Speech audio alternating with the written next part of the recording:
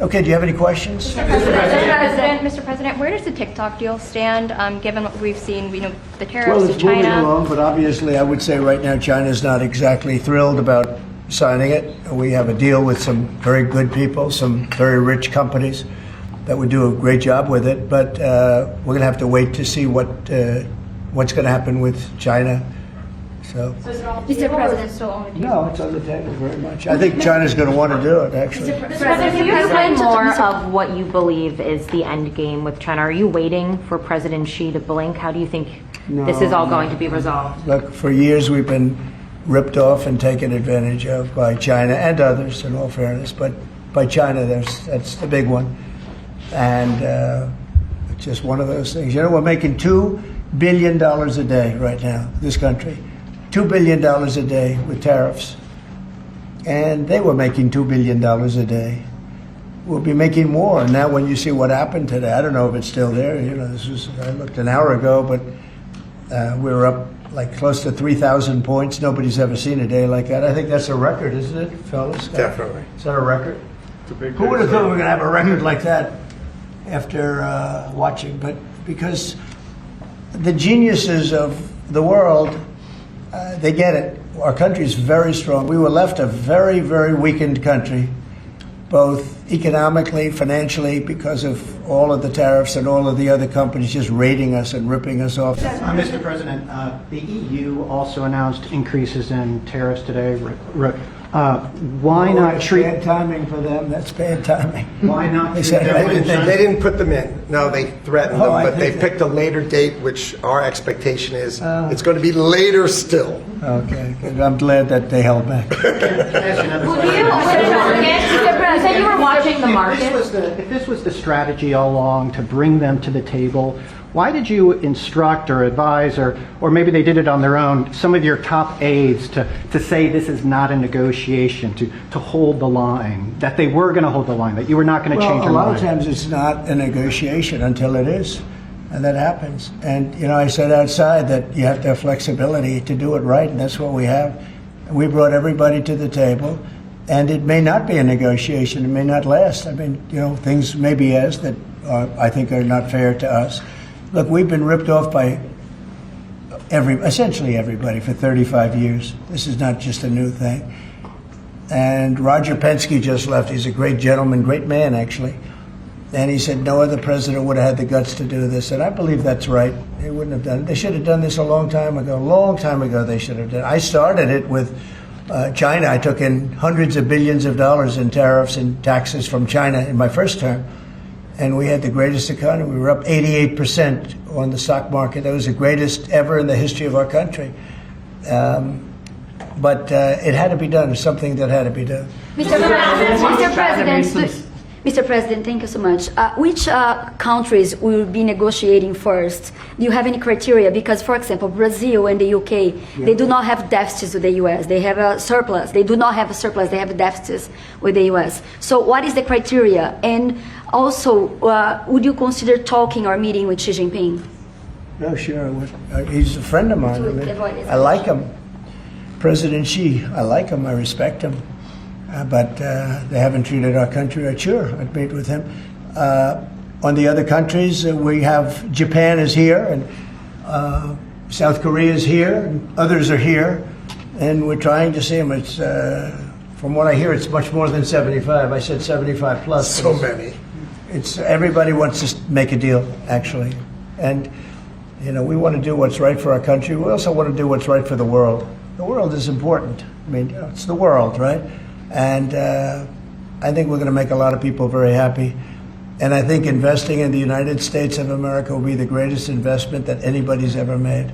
Mr. President, we should expect to see the sectoral tariffs, so the pharmaceuticals, steel. Is that something you're still considering moving forward Yeah, with? well, I will be, because we want them coming back. You know, we realized during COVID that we don't make our drugs and our pharmaceuticals in this country. So I realized that. And it was a big realization. We had to go to China to get drugs. We had to go to other places.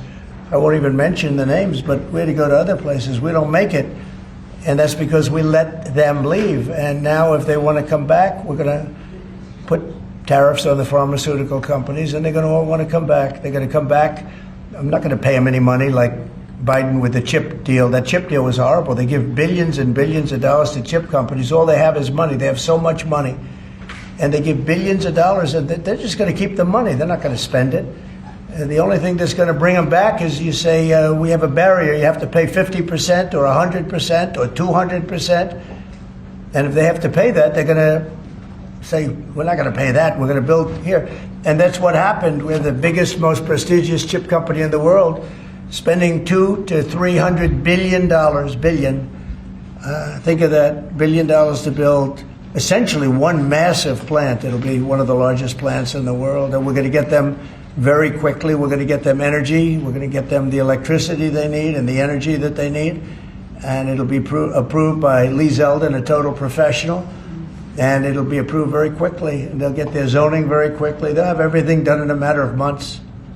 For the past few days, we've heard from this administration no pause. Was this idea of doing a pause, did that just come about this morning? Can you tell us exactly what came into consideration for you and your advisors? For a period of time, I wouldn't say this morning. Over the last few days, I've been thinking about it. I've been dealing with Scott, with Howard, with some other people that are very professional. And I think it probably came together early this morning, fairly early this morning. Just wrote it up.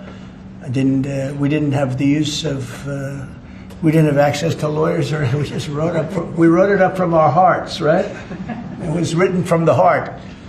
And I think it was well written too, but it was written from the heart. It was written as something that I think was very positive for the world and for us. And we don't want to hurt countries that don't need to be hurt. And they all want to negotiate. The only problem is, you can only do so many at one time. It's like, we want to do it right. We want to get it right. We want to take care of them, but we have to take care of our country. So, but this was something certainly we've been talking about for a period of time, and we decided to pull the trigger. And we did it today, and we're happy about it. I didn't know it would have that kind of an impact, but it's, I think they have the biggest increase in the history of the stock market. That's pretty good. That's pretty, you're almost, if you keep going, you're going to be back to where it was 4 weeks ago.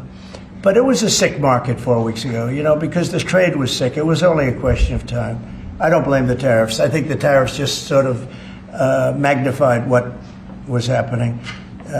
It was sick. Biden allowed these people to get away with murder. Biden allowed China to just take advantage of us. We had like $1 trillion deficit with China, $1 trillion deficit. So that was going to only be a matter of time. I think the tariffs brought it out faster, and they magnified the problem. But I think this was a problem that existed far beyond tariffs. This was a systemic problem, and we're going to cure that problem. And maybe to a large extent we have, because we've revealed it, and we've revealed it very strongly. Yes, sir, please. Thank you, Mr. President. So it seems China's made some serious missteps here in these negotiations, and Secretary Besson said earlier you may have goaded them into a tough position here. I'm wondering, are you in a way putting together a coalition against China in terms of trade here? No. Well, China, look, they're very capable, and I don't blame China for what happened. I blame the people sitting right at this desk, right behind this desk, or another desk. You get your choice of 7. I happen to pick the Resolute. But I blame the people sitting behind in this chair, behind this desk, for being stupid, incompetent, or not having courage. This should have been done years ago. This should have been done before Obama, in all fairness. Not only Biden, Obama. It should have been done many years ago. This started with the World Trade Organization, which was owned by China. It was owned and paid for by China. They didn't even have to do things. They considered them a nation that was undeveloped. They said they were a developing nation. Well, we're a developing nation too, if you think about it. Look at our inner cities. Look at what's happened. I think we're starting from ground zero there, right? So we're a developing nation too. No, I don't. I know it's a lot of people take heat for saying that, but I blame the people sitting at this desk more than I blame China. If China can get away with what they got away with taking hundreds of billions and trillions of dollars right out of our pocket, because our people here were stupid. They were stupid people. maybe corrupt. I don't know. I don't know how you can be that stupid. How do you get to be president and you're stupid? But they certainly weren't courageous, and they allowed this to happen. And with Japan and with many other countries that took advantage of us. I mean, we had deficits with almost every country. I used to read these things. First term, I'd read them. I'd actually read the agreements. I'd say, how could anybody agree to this stuff? So certainly they were rough, and they were tough, and they were smart. And you can blame them, but I really blame the people that allowed them to do it, because if you could read first grade and you could read these agreements, you'd say, these are terrible deals. I actually used to say, who would allow deals like this to be made for our country? And maybe it's people that didn't care. Maybe it's people that weren't courageous. Maybe it's people that were corrupt. I don't know. But I blame those people more than I blame anybody else.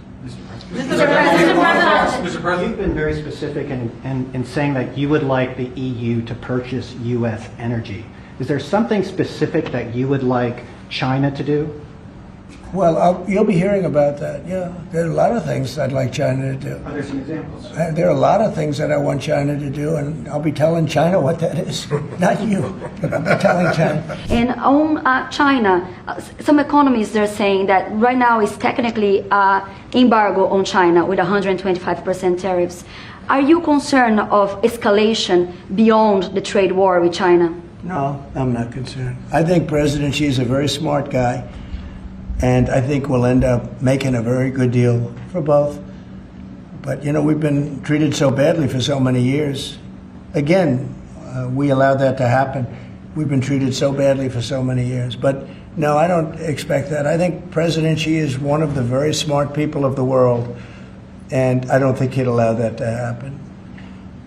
And we're very powerful. This country is very powerful. Let me tell you, it's far more powerful than people understand. We have weaponry that nobody has any idea what it is, and it is the most powerful weapons in the world that we have. More powerful than anybody, not even close. So nobody's going to do that, but I think that if that's what you're referring to, maybe it's not. But just in terms of basic escalation, which is what you said, no, I think that President Xi is a man who knows exactly what has to be done. He's a very smart man. He loves his country. I know that for a fact. I know him very well. And I think he's going to want to get to a deal. I think that's going to happen. We'll get a phone call at some point, and it'll be off to the races. It'll be a great thing for them. It'll be a great thing for us. It's going to be a great thing for the world and for humanity. Yes? Do you have to increase tariffs on China even more before they come to the table or give you a phone I call? can't imagine it. No, I can't imagine it. I don't think so. I don't think I'll have to do it. I don't think we'll have to do it more. We calculated it very carefully. By the way, when you hear 100, a lot of people charge much more than that. Canada charges much more than that to our farmers, our dairy farmers. Many people charge much more than 100 or 125 in this case. But I don't. It's still a significant number. I don't see that. Again. On the investigations. Yeah, Mr. President. So, do you think some of your tariff critics would prefer, to see the United States go through turmoil than to actually see it succeed, just because they are your policies? You mean just leave the tariffs the way they are now and just relax, right? Some people have said that. Look, again, we're making. It'll be soon much more than $2 billion a day. That's not the worst thing that I've ever heard. So yeah, some people say that, but we look at the other side too. I think as the United States, we have an obligation to look also at the other side. We want what's good for everyone. I mean, it's America first, but we also want to make sure there's a world that can live happily and all of that. And so this is the way I look. No, but there are people that say, look, where we are now. I've been in worse positions in my life than making $2 billion a day plus, right? It's really plus. Thank you very much, everybody. Thank you, Press. Thank you, Press. Head it out. Thank you. Anytime. 偷偷告诉大家，我最近发现了新法宝 Royal Face 逆时奇迹系列，它有活肤露、全效精华，还有精华霜。尤其我皮肤比较偏干，所以我非常的注重保湿。保湿做得好，肌肤自然烹饪。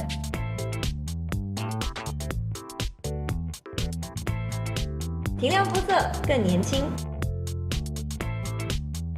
抚平皱纹超有感，而且气色变好，用心保养，每天都更美一点。